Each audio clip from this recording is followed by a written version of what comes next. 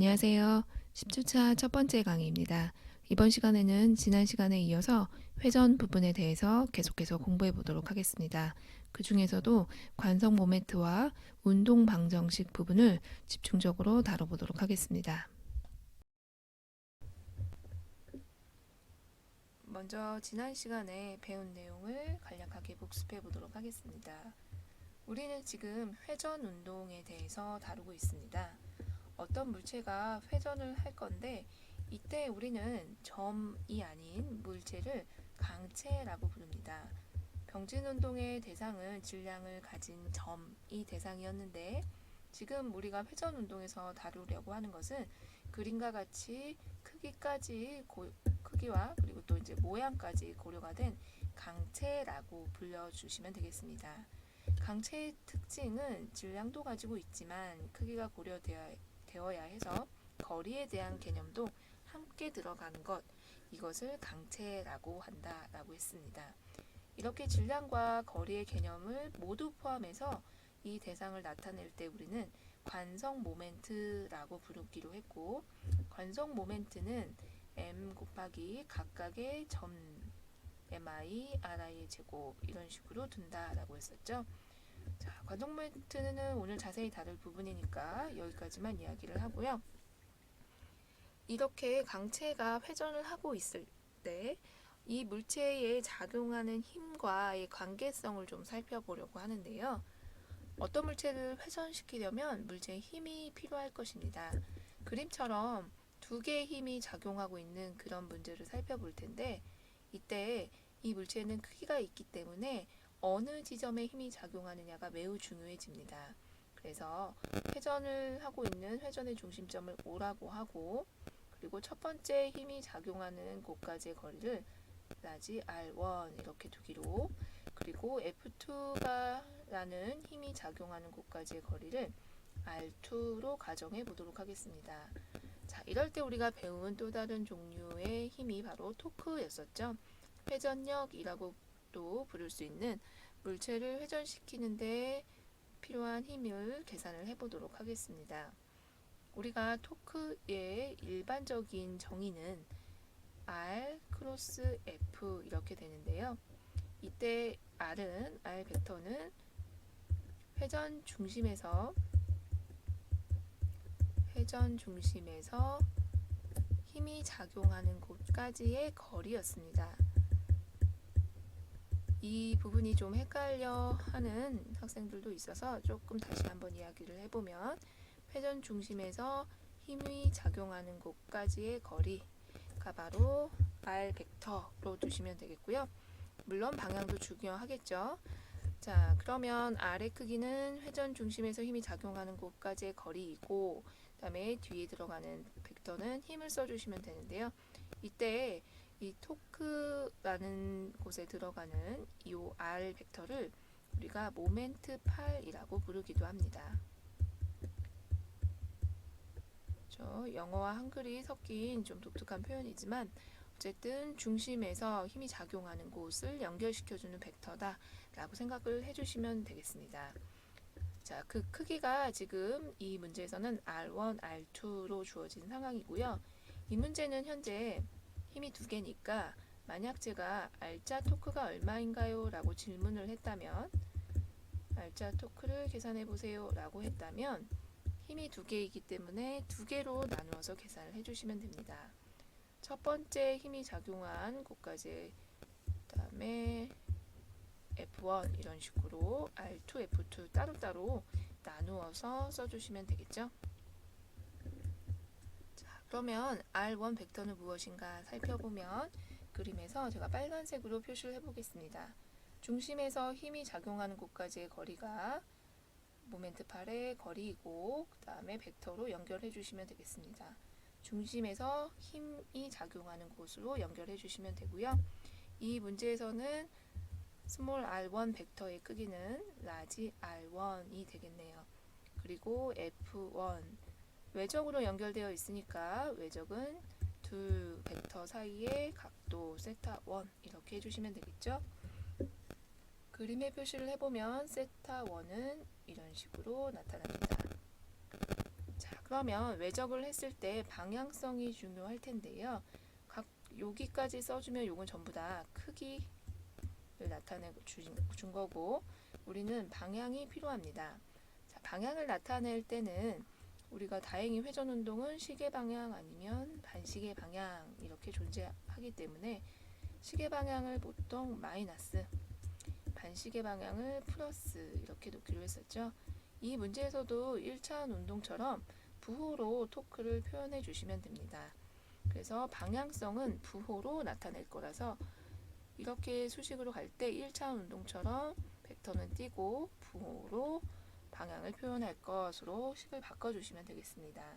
그러면 훨씬 수월하게 할 수가 있는데요. 자, 방향성을 나타낼 때 잘 보시면 힘 F1은 이 물체를 어느 방향으로 회전시키려고 할까요? 강체를 상상해 보시고 힘 F1 방향으로 물체를 당긴다 라고 생각해 보면 아마도 힘 F1은 이쪽 방향으로, 즉 시계 방향 쪽으로 물체를 회전시키려고 할 것입니다. 따라서 방향성은 마이너스가 될 거고요. 아니면 R1 크로스 F1을 오른손 법칙을 이용해서 오른손으로 감싸 주어서 세타1을 감싸면서 엄지손가락이 향하는 방향을 살펴보시면 화면 안으로 들어가는 방향인 것을 알 수가 있겠습니다. 따라서 화면 안으로 들어가는 것을 현재 마이너스로 표기했구나 라고 생각하시면 되겠죠. 자, 두 번째도 계산을 해보도록 하겠습니다. 두 번째는 두 번째 모멘트 팔은 크기가 현재 R2이고, 그리고 힘은 F2, 그리고 둘 사이 이루는 각도를 세타2 이런 식으로 나타내 주시면 되겠죠. 그림에 세타2를 표현해 보면 세타2는 여기에 이렇게 표현이 되겠네요. 크기는 그대로 계산을 해주시면 될 거고 방향을 따져보도록 하겠습니다. 자, 이번에는 강체를 F2 방향으로 당긴다 라고 생각을 해보시면 아마도 F2는 이쪽 방향으로 물체를 움직이려고 한다라는 사실을 알 수 있겠죠. 이 방향은 반시계 방향입니다. 또는 R2 크로스 F2를 오른손 법칙을 이용해서 계산해 보시면 토크의 방향이 화면에서 나오는 방향이 된다라는 것을 알 수 있습니다. 이 외적은 화면에서 나오는 방향이기 때문에 따라서 부호는 플러스를 선택해 주시면 되겠네요. 자, 결과적으로 우리가 R자 토크를 계산했는데 1차원 운동처럼 부호로 방향성을 나타내 준다 라고 하면 답은 마이너스 R1 F1 사인 세타1 플러스 R2 F2 사인 세타2 이렇게 해주시면 됩니다. 나는 부호로 나타내고 싶지 않고 벡터로 표현을 하겠다 하시면 R1 F1 사인 세타1 화면 안으로 들어가는 방향을 마이너스 K 방향, 이거는 본인이 선택하기에 따라서 다르니까 어떤 단위 벡터를 이용하셔도 상관은 없겠죠. 그리고 R2 F2 사인 세타2 그리고 플러스 K 방향 이런 식으로 본인이 마이너스 K는 들어가는 방향, 플러스 K는 나오는 방향 이렇게 지정을 하셔서 벡터의 형태로 표현을 해 주셔도 되겠습니다. 그래서 우리가 강체의 가장 중요한 힘인 R자 토크에 대해서 간략하게 계산을 해 보았는데요. 단위도 중요합니다. 토크의 단위는 뉴턴 미터 이렇게 되고, 이 뉴턴 미터라는 이 단위는 차원이 매우 중요한데요. 차원이 F는 MA니까 ML 제곱, 그 다음에 T-2승 이렇게 되겠죠. ML 제곱 T-2승은 우리가 1 그리고 에너지와 차원이 같습니다. 그래서 나중에 우리 회전 운동의 표를 작성하다 보면 토크까지 오게 되면 에너지의 단위가 벌써 나오는 것을 알 수가 있겠죠. 그리고 1 에너지의 단위는 같지만 하는 역할은 좀 다르죠. 물체를 회전시킬 때 힘을 주는 것과 관련 있는 물리량으로서 단위만 에너지의 양과 같고, 엄밀히 말하면 따라서 토크는 힘이라고 표현하기는 어렵다. 힘의 단위를 가지지 않으니까 이 정도로만 기억을 해주시면 될 것 같습니다. 자, 그럼 오늘은 관성 모멘트에 대해서 아주 자세하게 좀 몇 가지 문제를 풀어보도록 하겠습니다. 조금 전에 언급했듯이 관성 모멘트라는 값은 회전 운동하는 물체를 설명하는 가장 대표적인 값인데요. 회전의 대상이라고 보시면 되겠습니다. 우리가 이 회전의 대상을 관성 모멘트 I라고 부른다라고 했었는데요. 관성 모멘트 I를 계산하는 것이 생각보다 쉽지는 않습니다. 그래서 몇 가지 예제를 통해서 관성 모멘트 계산하는 방법을 배워보도록 하겠습니다. 유인물 첫 번째 문제인데요. 길이가 L이고 질량이 M인 강체 막대가 있습니다. 이때 만약에 회전 중심이 Y'이라는 질량 중심을 지나는 쭉, 즉 막대의 한가운데라고 했을 때 이 물체의 관성 모멘트를 계산해보자 하는 문제입니다. 관성 모멘트의 가장 일반적인 정의는 어떤 점이 있고 그 점까지 회전 중심에서 연결을 해서 그 값들을 각각 모두 곱해서 더하는 이게 관성 모멘트의 가장 기본적인 정의입니다. 따라서 관성 모멘트의 단위는 kg 곱하기 미터 제곱입니다. 그런데 이 문제처럼 각각의 점을 일일이 다 따져볼 수가 없는, 즉 연속적인 물체일 때는, 질량 분포가 연속일 때는 이렇게 하나씩 다 더하는 건 무리가 있겠죠. 이럴 때는 어떻게 해줄 거냐면 적분을 해줄 겁니다. 이때 적분을 하려면 적분 변수가 필요한데 내가 적분 변수를 선택할 수 있는 게 무엇인가 살펴보면 질량 아니면 길이가 되겠죠. 언뜻 둘 중에 하나를 선택해보자 라고 하면 사실 길이가 더 편할 텐데, 왜냐하면 dx, dy 이런 표현을 많이 봤기 때문에 그게 더 편할 텐데, 아쉽지만 관성 모멘트는 길이의 제곱의 형태입니다. 우리가 제곱의 형태를 적분 변수로 선택을 하는 것을 배우진 않았고, 또 이걸 선택했을 때 여러 가지 문제점이 있기 때문에 우리가 거리의 개념인 r제곱은 그대로 가져오고요. 질량 부분을 쪼개서 나중에 다시 더하는 형태를 취해보려고 합니다. 따라서 이제부터 관성 모멘트를 계산해보자 라고 하면 인테그랄 r제곱 dm 이런 것을 이용해 보고자 합니다. 하지만 질량에 대해서 적분을 한다라는 건 좀 어렵겠죠. 그리고 지금 이 안에 들어있는 함수를 보면 거리에 대한 것입니다. 따라서 적분 변수는 질량인데 안에 적분 함수는 r제곱이기 때문에 맞지가 않죠. 따라서 적분 변수도 거리의 개념으로 바꿔주어야 합니다. 우리가 적분을 하기 위해서 적분 변수를 바꿔주는 역할을 하려면, 이런 일을 하려면 뭔가 거리와 질량 사이에 관계가 있어야 합니다. 즉 길이와 질량 사이의 관계식을 찾아보아야 하는데, 우리가 길이랑 질량 사이에 관계가 있는 물리량이 무엇이 있을까 생각해보면 그게 바로 밀도입니다. 밀도는 부피분의 질량으로서 길이와 부피, 즉 길이와 질량이 모두 들어있는 개념이 되겠죠. 자, 이걸 기호로 나타내보면 로우, 밀도를 로우라고 나타내면 로우는 부피분의 질량인데, 우리는 이제 적분 변수가 필요하니까 부피를 쪼갠 거 분의 어떤 부피가 있는데 그걸 잘게 쪼갠 거의 일부분의 한 조각의 부피 분의 그 다음에 그 조각이 가지고 있는 질량이라는 표현으로서 dv분의 dm 이렇게 나타내 보려고 합니다. 그리고 부피가 들어있는 이 밀도를 특히 부피 밀도라고 불러주시면 되겠습니다.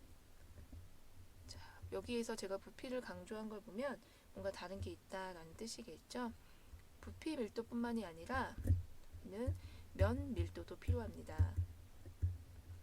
면 밀도라는 것은 물체가 지금 면을 이루는 물체여서 부피까지는 필요 없는 그런 상황을 말하겠죠. 이럴 때는 면적 분의 면적을 쪼개서 한 조각 dA분의 dm 이렇게 나타낼 수 있고요. 또 선밀도도 있습니다. 면밀도는 시그마, 그 다음에 선밀도는 람다로 주로 표현합니다. 람다는 길이분의 dl분의 dm 이렇게 나타내 주시면 되겠습니다. 어차피 관성 모멘트를 계산하려면 부피 밀도, 면밀도, 선 밀도를 모두 알아야 되기 때문에 로, 시그마, 람다 밀도에 대해서 먼저 정의를 내려보았습니다. 물론 지금 저는 적분 변수인 d가 붙은 표현이 필요했기 때문에 이런 식으로 정의를 내렸는데요. 엄밀히 말하면 그냥 v분의 m, a분의 m, l분의 m 이렇게 나타내 주는 게 일반적인 밀도의 정의가 되겠죠. 자, 그러면 이 문제에서는 우선 첫 번째 상황에서는 가장 일반적인 표현인 부피에 대해서 나타내 보면 dm 대신에 로 곱하기 dv 이런 식의 표현이 가능하다.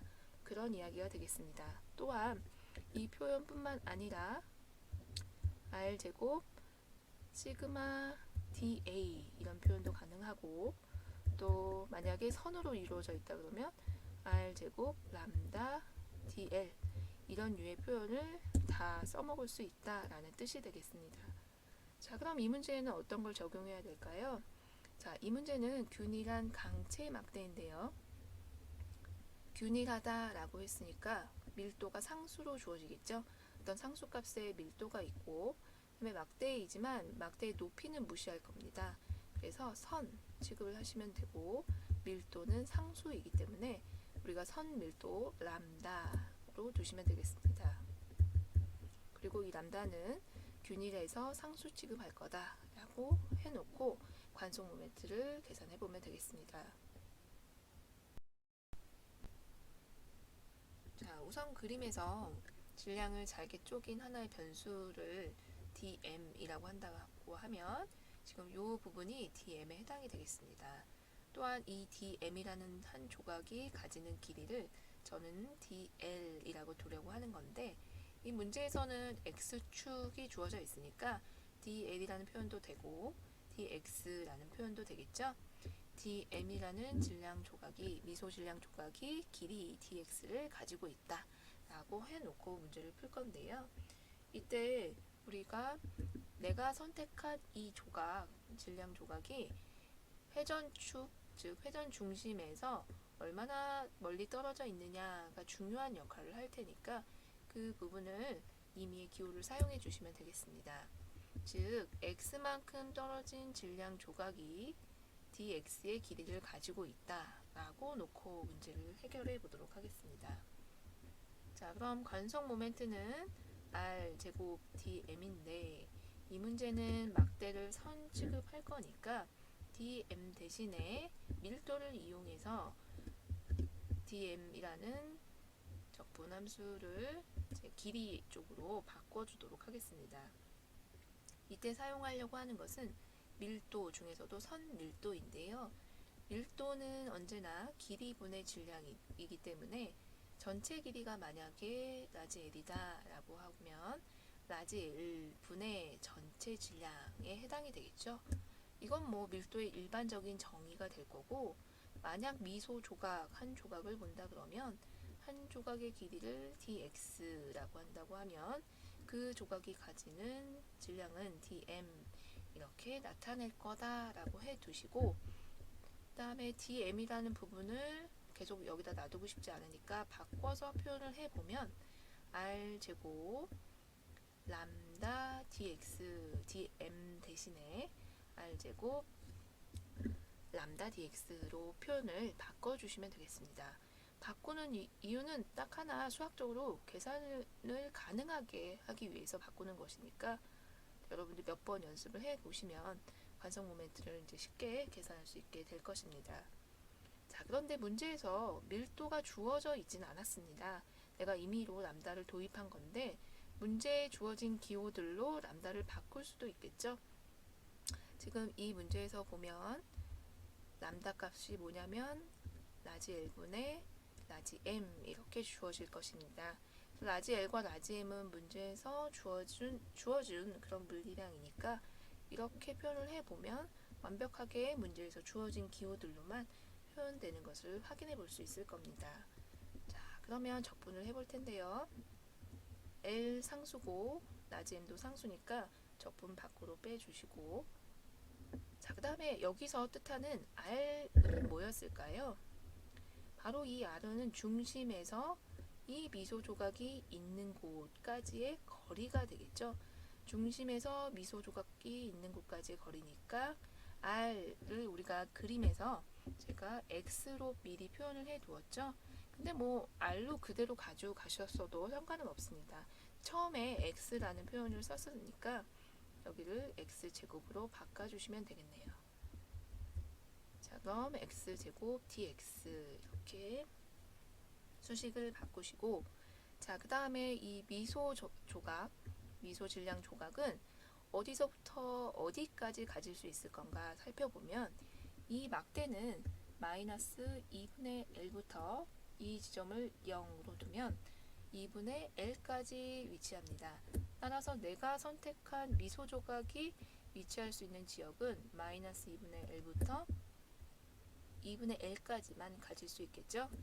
따라서 dx는 적분을 할 때 마이너스 2분의 L부터 2분의 라지 L까지 적분을 해야지 라고 두시면 되겠습니다. 자, 그럼 적분을 해보면 라지 L분의 M 그리고 3분의 1 x 3승이니까 3분의 1 곱하기 8분의 L 3승, 또 뒤에 것도 8분의 L 3승 이렇게 나오겠죠. 마이너스 마이너스 두 번 나오니까 정리를 해보면 11분의 1 ml 제곱 이렇게 나오는 것을 알 수가 있겠습니다. 자, 이걸 뭐 굳이 이 결론을 외울 필요는 없는데요. 굉장히 자주 나오는 값이긴 합니다. 이 값은 우리가 막대 관성 모멘트 중에서도 중심, 회전축이 바로 이제 막대의 중심에 있을 때 관성 모멘트 값, 이 값은 ml 제곱이 아니라 12분의 1 ml 제곱이 된다 라는 것입니다. 다른 문제에서 막대를 이용한 문제가 많이 나오기 때문에 이 막대의 관성 모멘트는 반드시 계산할 수 있어야 합니다. 그리고 공부하실 때는 막대 문제가 나왔다 그러면 우리가 공부를 하는 중에는 어느 정도 막대 관성 모멘트가 기억이 남을 거거든요. 11분의 1 ml 제곱을 그대로 갖다가 쓰셔도 되고요. 이때 막대 관성 모멘트를 기억하실 때 회전축도 같이 기억을 하시면 됩니다. 회전축은 막대의 중심이다. 그래서 만약에 이게 시험 문제에 나온다라고 하면 막대의 관성 모멘트 값은 알려주지는 않습니다.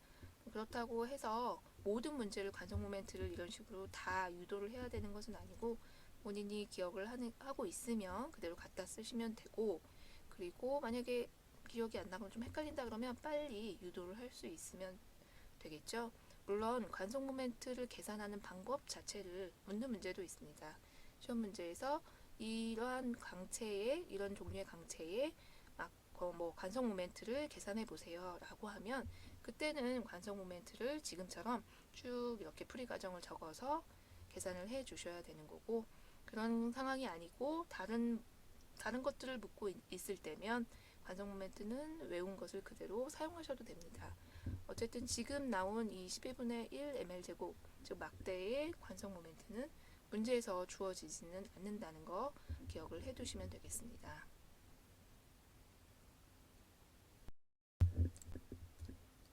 이번에는 회전 운동에서 막대 다음으로 많이 나오는 원통 문제입니다. 자, 그림에서 Z축이 바로 회전축이고요. 반지름은 라지 R, 그리고 질량은 라지 M, 길이가 라지 L인 그런 원통입니다. 이때 중심축에 대한 관성 모멘트를 계산하는 문제인데요.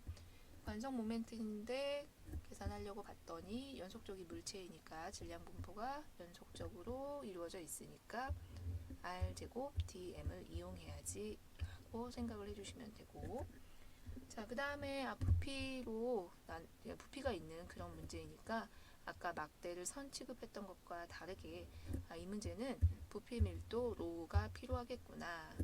로우라는 애는 부피 밀도로서 부피분의 질량에 해당이 될 거고, 이 문제에서 맞는 기호를 써보면 부피 분의 그리고 위에는 질량 라지 M 이렇게 나타내 주시면 되겠습니다.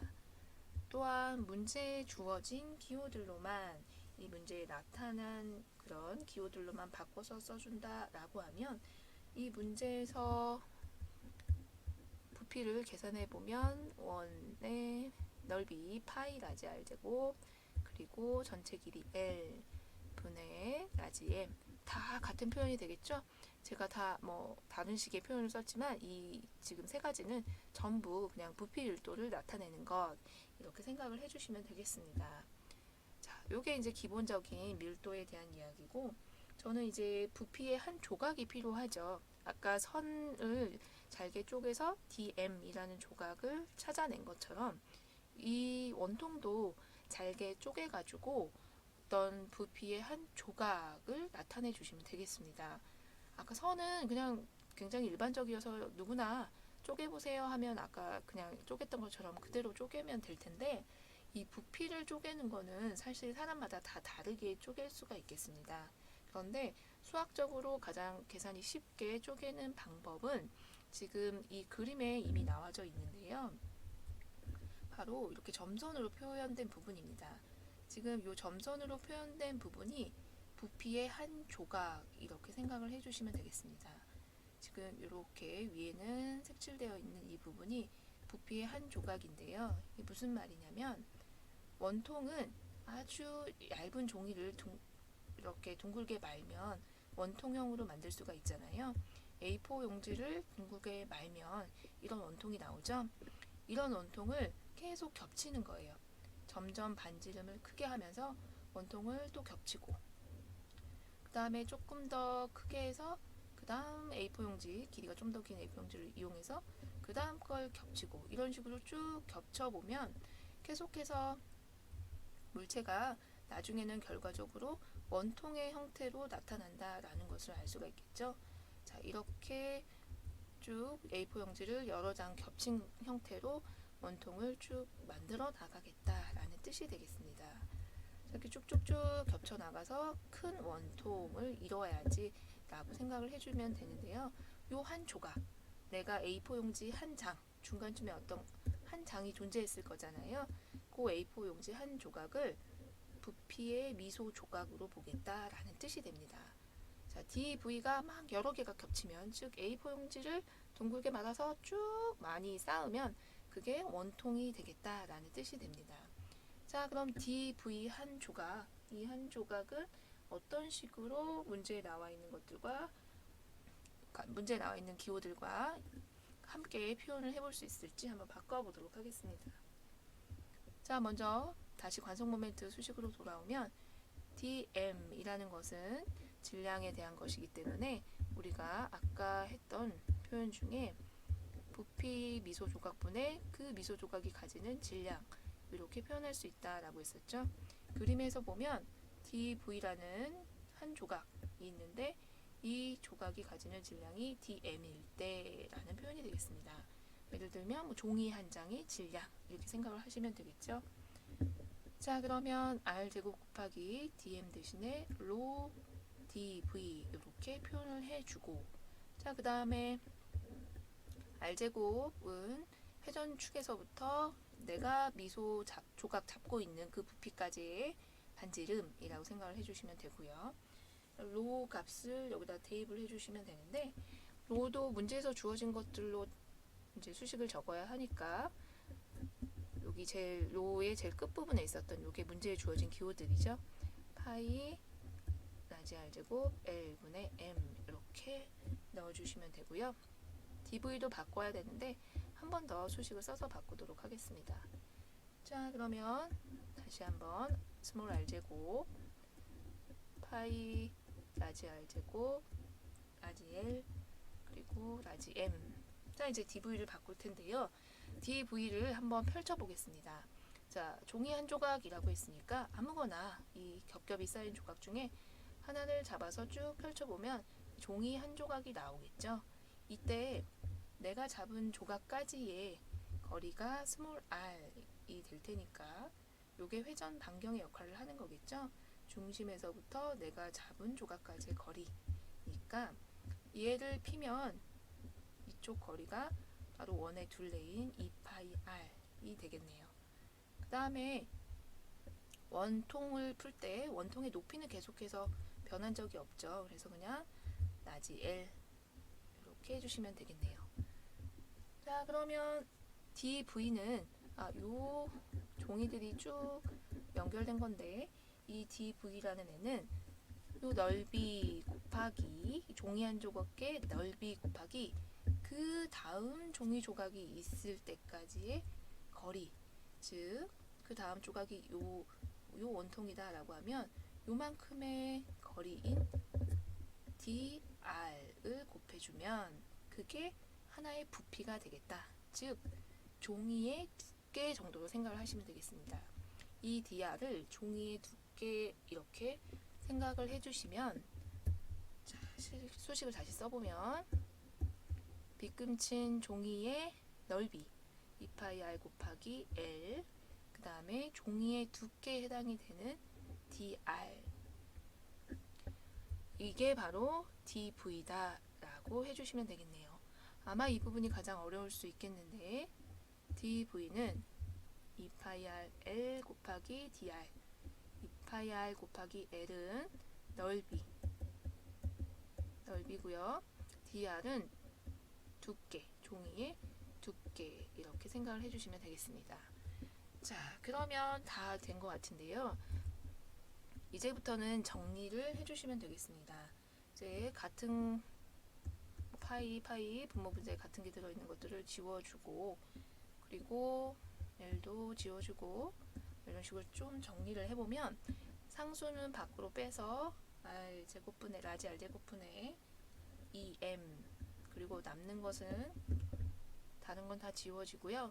R3승만 남게 됩니다. R3승 DR 이렇게요. 자, 그럼 스몰 r이 의미하는 게 뭐였었냐면 회전축에서부터 내가 보고 있는 미소 조각까지의 거리인데 제일 가운데 아무것도 없을 때 0부터 제일 멀리 있을 때 라지 r이겠죠. 제일 바깥쪽 종이의 반지름 라지 r, 이렇게 생각을 해주시면 되겠습니다. 자, 정리해서 계산을 해보면 적분하면 4분의 1 라지 r 4승 이렇게 나올 테니까 답은 2분의 1 라지 m 곱하기 라지 r의 제곱 이렇게 됩니다. 결론적으로 우리가 계산한 것이 무엇이냐면 바로 원통의 관성 모멘트, 이렇게 해주시면 되겠습니다. 자, 지금 계산한 거는 원통은 원통인데 꽉 찬 원통입니다. 꽉 찬 원통. 원통이 사실 가운데가 비어 있을 수도 있잖아요. 그럴 때는 또 관성 모멘트 값이 다르기 때문에 기억하실 때 꽉 찬 원통의 관성 모멘트, 이렇게 기억을 해주시면 되겠네요. 막대랑 원통 등은 좀 자주 나오는 표현이 되니까 이제 빠르게 유도를 하시거나 아니면 이제 요 값들 정도 한 두세 개 정도만 관성 모멘트를 기억을 해두셔도 앞으로 공부를 하는데 좀 도움이 될 수 있습니다. 자, 이렇게 해서 우리가 그 밀도가 선 밀도일 때랑 부피의 밀도 이런 것들을 이용해 가지고 두 가지 문제를 풀어봤는데요.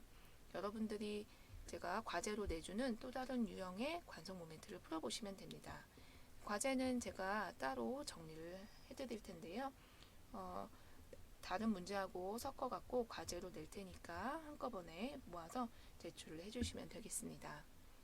자, 제가 숙제로 낼 관성 모멘트는 9입니다. 9의 관성 모멘트를 숙제로 낼 건데 나중에 한꺼번에 올릴 테니까 과제 문제를 모아서 그때 그냥 한꺼번에 하셔도 되고, 지금 이렇게 관성 모멘트에 대한 강의를 들었을 때 9의 관성 모멘트를 찾아보셔도 되겠습니다. 자, 그럼 이어서 또 다른 유형의 관성 모멘트를 계산해 보도록 하겠습니다. 자, 이번에는 앞에서 했던 막대 문제를 다시 한번 가져와서 풀어보도록 하겠습니다. 자, 이 문제는 길이가 라지 L, 질량이 라지 M인 균일한 강체 막대인데요. 균일하다고 했고 선 취급을 할 거기 때문에 선밀도 람다를 이용하시면 되겠습니다. 자, 그 다음에 막대의 한쪽 끝을 지나면서 막대의 수직인 축에 대한 막대의 간섭 모멘트를 구하여라 했기 때문에 이 문제의 중심은 Y축입니다. 즉 회전 중심점이 막대 한쪽 끝에 있는 그런 상황의 문제다라고 보시면 되겠습니다. 앞에서 1번 문제는 막대 중심에 회전축이 있었는데요. 이제 다른 상황은 다 똑같은데 중심만 한쪽 끝으로 이동된 회전 중심만 바뀌는 그런 상황의 문제다라고 보시면 되겠습니다. 앞에서 했었으니까 관성 모멘트를 바로 계산을 해보면 i는 r제곱 dm 이렇게 두고 다음에 dm으로는 적분이 안되니까 람다를 이용해서 바꿔주시면 되는데 dm은 앞에서는 람다 dx 이렇게 뒀었는데 이번에는 dr을 그대로 써보도록 하겠습니다. 자, 그럼 람다 dr로 바꾸면 이 그림에서 dr 조각을 표현해봐라. 그럼 아무데나 한 조각을 표시하시고 요게 길이가 dr, 질량이 dm 이렇게 두시면 되겠죠. 그 다음에 회전 중심점에서 그 조각이 있는 곳까지의 거리를 내가 r, 스몰 r 이렇게 두었다라고 보시면 되겠네요. 자, 그런 다음에 문제에는 밀도가 나와 있지 않기 때문에 문제에 나와 있는 표현들로 람다를 바꿔주시면 람다는 길이분의 질량이니까 라지 L분의 라지 M 이렇게 바꿔주시고 그다음에 dr 이렇게 해주고 r은 어디서부터 어디까지 가능한가 살펴보면 이 문제에선 0부터 라지 L까지 가능한 그런 상황이 되겠죠. 요게 다르네요. 아까는 마이너스 2분의 L부터 2분의 L까지 였으니까요. 자, 이렇게 해서 계산을 해보시면 L분의 라지 M 그리고 R제곱 dr 0부터 L까지 그래서 적분을 하면 R 3승이 될 테니까 3분의 1 L 3승 이렇게 넣어주시면 되겠죠. L분의 M 3분의 1 L 3승. 자, 따라서 막대의 관성 모멘트를 계산했는데 회전 중심축이 한쪽 끝에 있을 때는 그 값이 3분의 1 ml 제곱이 되더라 라는 겁니다. 혹시 기억이 날지 모르겠는데 우리가 회전 중심이 이제 막대의 한 가운데 있을 때는 그 값이 얼마였었냐면 12분의 1 ml 제곱이었습니다. 값이 달라진 것을 알 수가 있겠죠. 다 똑같은데 회전축만 바뀌어도 관성 모멘트 값은 다르다라는 것입니다. 또한 이렇게 다른 상황은 똑같은데 회전 중심축만 바뀌었을 때, 회전 중심만 바뀌었을 때 우리가 관성 모멘트를 지금처럼 계산하지 않고 평행축 정리라는 것을 이용해서 계산하기도 합니다. 이 평행축 정리를 제가 여기서 유도하지는 않을 거고요. 간략하게 사용하는 방법만 이야기를 해볼 텐데요.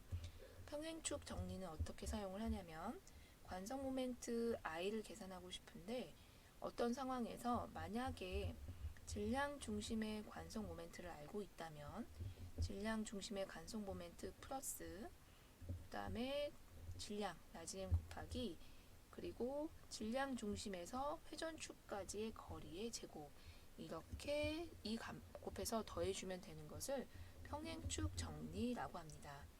유도는 생략하고 여기서 제일 중요한 건 D라는 게 의미하는 거겠죠. 중심에서 질량 중심에서 회전 중심까지의 거리, 회전축까지의 거리 D 값을 이렇게 두고 문제를 풀 수도 있다라는 것인데요. 우리가 막대 문제 두 가지를 풀어봤으니까 그걸로 한번 예를 들어보면 관성 모멘트가 질량 중심에 있었을 때, 즉 첫 번째 문제이죠. 막대의 한 가운데 회전축이 있었을 때 그때 관성 모멘트는 얼마였냐면 12분의 1 ml 제곱이었습니다. 자, 그 다음에 md 제곱을 곱해주면 되는데 질량은 라지 m 그대로 두고 중심에서 회전축까지의 거리라고 했는데 한 가운데서 회전축까지의 거리는 막대의 길이의 절반이죠. 2분의 L이 되겠네요. 2분의 L의 제곱 이렇게 해주시면 되죠. 자, 그러면 계산을 해보면 12분의 1 플러스 4분의 1이니까 결론은 3분의 1 ml 제곱 이렇게 되는 것을 알 수가 있겠습니다. 자, 이 값은 뭐하고 똑같으냐면 우리가 원래 관성 모멘트 정의를 이용했을 때랑 그 다음에 평행축 정리를 이용했을 때랑 결과가 똑같다라는 사실을 알 수 있겠죠. 따라서 여러분들이 평행축 정리를 기억해 두면 비슷한 유형의 문제를 이렇게 두 번 정의를 이용해서 두 번 관성 모멘트를 계산하지 않고 간단하게 관성 모멘트를 계산할 수도 있다라는 것을 알 수 있었습니다. 물론 평행축 정리는 회전축이 질량 중심에 있을 때의 관성 모멘트를 이미 알고 있을 때 그때 사용할 수 있는 그런 수식이 되겠죠. 자, 이렇게 해서 우리가 관성 모멘트를 모두 계산해 보았습니다. 자, 이어서 관성 모멘트가 포함이 된 어떤 운동 방정식이라는 수식을 적용하는 문제들을 풀어보도록 하겠습니다. 자, 그럼 회전의 운동 방정식을 이야기해 볼 텐데요. 우리가 표에서 운동 방정식이라고 해서 병진 운동에 F는 MA에 대응되는 수식을 써보았는데요. F 대신에 토크를 쓰시고 M 대신에 I 그리고 A 대신에 알파를 써주자라고 했었죠. 그래서 알차 토크는 I 곱하기 알파라는 운동 방정식을 이용한 문제들을 풀어보려고 합니다. 자, 4번 문제인데요. 길이가 라지 L이고 질량이 M인 균일한 막대네요. 이때 한쪽 끝이 고정되어 있고 막대는 움직일 수 있도록 이렇게 되어 있는 문제인데요. 즉 회전 중심이 막대의 한쪽 끝에 있는 그런 문제가 되겠죠. 그러면 막대의 한쪽 끝에 회전 중심이 있으니까 조금 전에 풀었던 관성 모멘트를 그대로 이용해 주시면 되겠죠. 관성 모멘트 값은 3분의 1 m 곱하기 길이의 제곱 3분의 1 ml 제곱이었으니까 관성 모멘트는 이미 알게 되었네요. 자, 이걸 가지고 문제를 풀어보도록 하겠습니다. 첫 번째 문제는 막대의 처음 각가 속도를 묻고 있습니다. 각가 속도가 바로 알파죠. 그래서 알파가 얼마인지 묻고 있는 그런 문제다라고 보시면 되겠네요. 자, 그러면 이 막대에 작용하는 힘은 무엇이 있을까요? 그림에 이미 표현을 해놨는데 어떤 상황이든 질량을 가진 물체는 중력의 영향을 받겠죠. 자, 그럼 중력이 작용한다라는 것을 알 수 있을 텐데 그러면 이 중력은 어디에 작용하는 걸까요? 사실은 모든 점에 작용을 하죠. 그런데 이럴 때 우리가 이 중력을 모든 점에 다 화살표를 표시해 두면 문제를 풀 수가 없겠죠. 그래서 이 막대를 우리가 강체 I라는 하나의 물체를 취급을 하는 그런 상황이 바로 회전 운동이잖아요. 그래서 이 물체가 이렇게 아래로 떨어지면서 막대가 회전을 할 텐데 이 회전에 작용하는 힘은 사실은 모든 점에 고르게 중력이 있지만 대표하는 하나의 지점에 중력을 표시해 주시면 됩니다. 대표하는 하나의 지점은 어디냐면 질량 중심에다가 힘을 표시해 주시면 되는데요. 그러면 질량 중심이 어딘가요? 라고 물어보실 수 있는데 제가 이 회전 운동을 공부하면서 질량 중심을 묻는 문제는 없습니다. 즉 아주 상식적으로 어딘지 분명히 알 수 있는 질량 중심, 즉 균이라면 정 가운데 있겠죠. 이런 유형의 문제만 있기 때문에 이런 회전 파트를 공부하면서 또 질량 중심을 따로 공부하지 않으셔도 되겠습니다. 자, 그럼 가운데의 힘을 대표하는 한 점으로 보고 이 하나의 화살표 하나만 중력을 이렇게 표시해 주시면 되겠네요. 질량 중심에다가.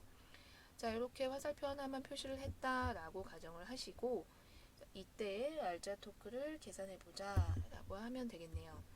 자, 알자 토크는 관성 모멘트 곱하기 알파라고 했는데 자, 알파는 지금 현재 제가 모르는 값이죠. 그러니까 그냥 알파 이렇게 두면 되겠네요. 얘를 구하는 것이 목적인데 그러면 토크가 얼마인지 알 수 있는 또 다른 방법이 있겠구나 라는 것을 알 수가 있겠죠. 이 문제를 해결하려면 토크를 I의 알파가 아닌 다른 방법으로 계산을 해주시면 됩니다. 또 어떤 방법이 있을까요? 바로 방금 표시한 힘을 보면 알 수 있죠. 이 힘이 이 막대에 작용하는 어떻게 보면 유일한 힘이 되겠죠. 그리고 이 물체를 회전시키는 원동력이다 라고 보시면 되겠습니다. 우리가 어떤 강체에 작용하는 힘 F를 알고 있다 라고 하면 그때 알짜 토크를 계산하는 방법을 알고 있죠. 알짜 토크는 R 크로스 F 이렇게 계산해 주면 되고, 이제 1차원 운동 취급해서 부호만 나타내 줘도 되죠. 부호로서 나타내 주고 벡터를 표시하지 않아도 상관없죠. R, F, sin 세타 이렇게 크기를 표현해 주면 되겠습니다. 방향성은 부호로 나타낼 것. 자, 그러면 알짜 토크의 크기가 현재 3분의 1 ml 제곱 곱하기 알파니까 똑같이 오른쪽에도 R 크로스 F를 이용해서 토크의 크기만 이쪽에 계산을 해주시면 되겠습니다. I 알파로 계산을 하나, 즉 좌변처럼 계산을 하나, 오른쪽처럼 계산을 하나, 어쨌든 토크는 한 가지이기 때문에 방향이 똑같습니다. 그래서 신경 쓰지 않고 크기만을 그냥 고려해서 이 자리에 써주시면 되는데요. 자, 그러면 R, F, sin 세타를 적어주려고 하는데 R이 의미하는 것은 무엇이냐면 회전 중심에서 그 힘이 작용하는 곳까지의 거리이고, F는 중력이니까 거리는 막대의 절반이 되겠죠. 2분의 L. 그 다음에 F는 중력의 크기는 mg. 그리고 sin 세타. 세타는 얼마일까요? 세타는 90도가 되겠네요. R 벡터가 초록색으로 표시한 부분, F가 중력이니까 90도를 이루고 있습니다. 이렇게 해서 우리가 이 두 가지 표현으로부터 알파를 계산할 수 있는데요. 3분의 1 ml 제곱 알파는 2분의 L mg라는 뜻이니까, 자, m은 공통이라서 지워지고 L도 하나 지워지고 나면 알파 값을 계산할 수 있겠죠. 알파는 2분의 3 곱하기 L분의 G 이렇게 주어지네요. 결론적으로 문제에서 묻고 있는 각가속도는 얼마가 되느냐면 2분의 3 L분의 G 이렇게 주어지게 됩니다. 자, 이런 식의 풀이 방법은 굉장히 많이 사용되는 방법입니다. 회전의 운동 방정식은 알짜 토크는 I 알파이고, 알짜 토크를 계산하는 또 다른 방법으로서 RF sin 세타라는 방법이 있으니까 물론 이때 힘 F를 알아야 되겠죠. 자, 요 두 가지를 이용해서 이 중에 어떤 하나를 주어지지 않고 그 값을 계산하게 하는 유형의 문제가 굉장히 많이 출제가 되니까 이 문제를 잘 풀어보시기 바랍니다. 자, 이어서 B번 문제도 풀어보도록 하겠습니다. B번 문제는 막대 한 끝에 동전을 올려두는 그런 문제입니다. 여기 동전이 올려져 있을 때 막대를 놓으면, 즉 막대가 이제 회전 운동을 하게 되면 동전이 막대에 계속 붙어 있을 수 있겠느냐 하는 문제인데요. 어떻게 될 것 같으신가요? 꼭 멈춰보고 생각해보고 계산을 해본 다음에 계속해서 강의를 이어 들으시면 좋겠습니다. 자, 동전을 따로 생각을 해보셔야 되겠죠? 동전은 막대하고 붙어 있지가 않습니다. 서로 떨어져 있기 때문에 동전 입장에서 이 동전은 중력과 속도 G의 영향을 받아서 자유낙하하는 그런 유형의 문제가 되겠죠. 이때 막대는 가속도가 있긴 한데 회전 운동을 하기 때문에 각가속도 알파로 표현이 됩니다. 이 알파 값이 앞에서 계산했던 2L분의 3G가 되는 거고요. 자, 그럼 동전과 막대를 서로 비교를 하고 싶은데 잘 보시면 이 둘은 직접적으로 비교가 되긴 어렵죠. 서로 값이 다르니까요. 그러니까 단위가 서로 다르니까 선가속도와 각가속도 이렇게 서로 직접적으로 비교가 안 되니까 우리가 가속도 A로 다 바꾸어서 표현을 해보도록 하겠습니다. 우선 동전의 가속도는 그냥 중력 가속도 이렇게 나타내 주시면 될 거고, 그 다음에 막대의 가속도 이렇게 막대의 선가속도를 계산해 봐야 되겠죠.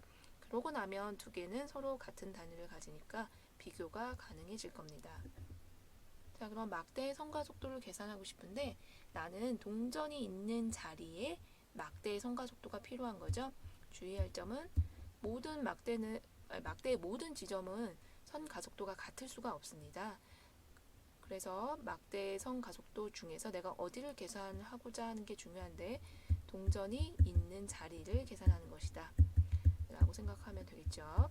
그래야 서로 비교가 될 테니까.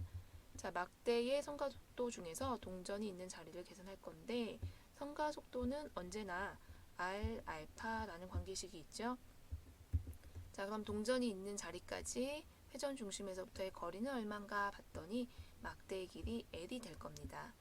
알파는 2L분의 3G였고 따라서 계산을 해보시면 우리가 L은 서로 지워질 테니까 막대의 선 가속도는 2분의 3G가 되는구나 라는 사실을 알 수 있었습니다. 이렇게 계산을 하고 나니까 동전은 G인데 막대의 끝부분은 2분의 3G라서 막대의 끝부분이 가속도가 더 크다라는 것을 알 수 있겠죠. 따라서 동전과 막대는 함께 떨어지지 않는다, 계속 붙어 있지 않는다라는 게 답이 되겠네요. 여기서 너무 복잡하게 더 확장해서 생각하진 않으셔도 됩니다. 제가 말하지 않는 그 밖에 모든 일어날 수 있는 상황은 무시한다 라고 보시면 되겠습니다. 물리 문제에서 주어지지 않는 여기서 특별히 막 저항은 무시하세요, 막대가 두께 무시하세요 이런 그런 표현을 굳이 넣지 않더라도 이제 우리가 물리적으로 표현 가능한 범위 내에서만 문제를 해결한다 라고 생각해 주시면 되겠습니다. 자, 그 다음에 10번 문제도 풀어볼 텐데요. 동전을 그렇다면 막대의 어느 지점에 두면 동전과 막대가 함께 떨어질 수 있겠느냐 하는 문제입니다.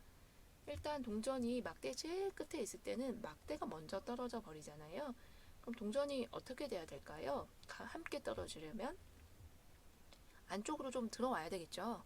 그래야 같이 떨어질 테니까. 왜 그러냐면 막대가 예를 들어서 이 자리까지 왔다라고 가정을 했을 때 이 자리까지 오는데 걸리는 시간은 똑같은데 이 지점은 이만큼, 이 지점은 이만큼 이동해야 되고 이 끝 지점은 이렇게 많이 이동을 해야 됩니다. 따라서 가속도가 바깥쪽으로 갈수록 1, 2, 3번을 두고 봤을 때 3번이 가속도가 제일 클 수밖에 없습니다. 이건 수식에서도 알 수 있으시죠? A 값은 알파가 고정되어 있을 때 R이 커지면 커질수록 A 값도 같이 커질 테니까요. 그리고 그림에서도 볼 수 있죠. 3번이 제일 많이 이동해야 합니다. 같은 시간 동안 제일 많이 이동해야 되는 A가 가장 크겠죠. 따라서 동전이 좀 안쪽으로 와야만 가속도가 줄어들어서 동전의 가속도인 G와 맞아질 수 있겠죠. 자, 그럼 계산을 해보도록 하겠습니다.